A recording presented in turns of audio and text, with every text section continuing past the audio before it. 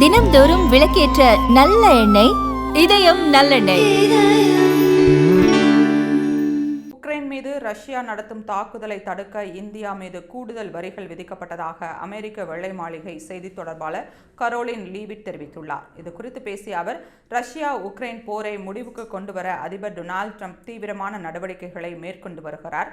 India மீது பொருளாதார தடைகள் உள்ளிட்ட கூடுதல் வரிகள் விதிப்பதும் அதற்கான ஒரு பகுதியாகும். இந்த போர் விரைவில் முடிவுக்கு வர வேண்டும் என்பது அதிபரின் உறுதியான நோக்கம்.